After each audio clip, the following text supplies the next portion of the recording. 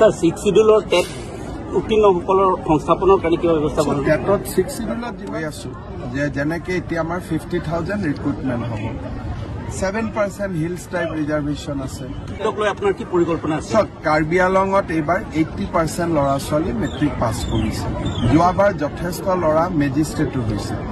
মইতো কাৰ্বি আংলঙৰ ল'ৰা ছোৱালীবিলাকক কৈ আছো যে যেনেকৈ এতিয়া আমাৰ 50,000 ৰিক্ৰুটমেণ্ট হ'ব 7% হিলছ টাইপ ৰিজাৰ্ভেশ্যন আছে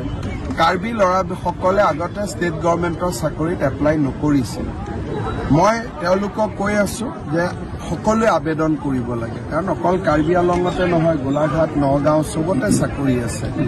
হিলছ টাইপৰ পোষ্টবিলাক খালী হৈ থাকে গতিকে সেই সজাগতাটো আমি আনিবৰ কাৰণে চেষ্টা কৰি আছো আৰু বাকি কমিউনিটি অসমতো তেনেকুৱা কোনো কথা নাই সব কমিউনিটি এপ্লাই কৰিব পাৰে স্যাৰ ডিফু মেডিকেল কলেজখন এখন ৰেফাৰ মেডিকেল কলেজলৈ থাকি গ'ল স্যাৰ এতিয়া 5 বছৰ হোৱাৰ পিছত পোষ্ট গ্ৰেজুৱেট এই বছৰ আমি ডিফু মেডিকেলত পোষ্ট গ্ৰেজুৱেট এপ্লাই কৰিছো এখন মেডিকেল কলেজ কমপ্লিট ডাঙৰ হওঁতে 10 বছৰ লাগে কাৰণ প্ৰথম 5 ইয়াৰ্ছ MBBS তাৰ পিছৰ বছৰ MCI পোষ্ট গ্ৰেজুৱেট খুলিব দিয়ে যিবিলাক ব্ৰাঞ্চ আছে সেই ব্ৰাঞ্চৰ পৰা ডক্টৰ পাছ কৰোঁতে 3 বছৰ গতিকে যেনেকৈ সন্তান গৰ্ভত 10 মাহ 10 দিন থাকে তেনেকৈ এখন মেডিকেল কলেজ ডেভেলপ হওঁতে 8 to 9 ইয়াৰ্ছ লাগে গতিকে সেইটো এটা তাৰ চাইকেল সেইটোক আমি সৰু কৰিব নোৱাৰোঁ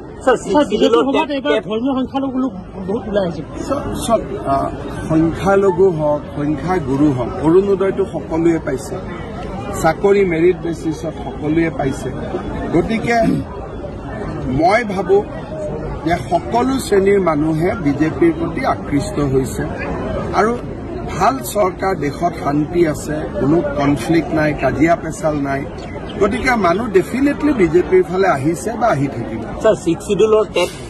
উত্তীৰ্ণসকলৰ সংস্থাপনৰ কাৰণে কিবা ব্যৱস্থা কৰা টেটত 6 শিডিউলত যিমান চাকৰি আছে তেওঁলোকে নিজেই দিব পাৰে এটা স্পেচিয়েল টেট হৈছিলে স্যাৰ যিমানে টেট পাছ কৰিব কিমান পোষ্ট আছে এইটো কাউন্সিলে জানে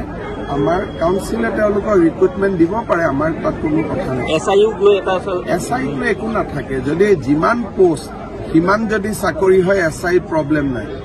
কিন্তু যোৱাবাৰ কাৰ্বি আংলঙত প্ৰব্লেম আছিল কি যে টেট পাছ নকৰা কিছুমান ল'ৰা ছোৱালীকো চাকৰি দি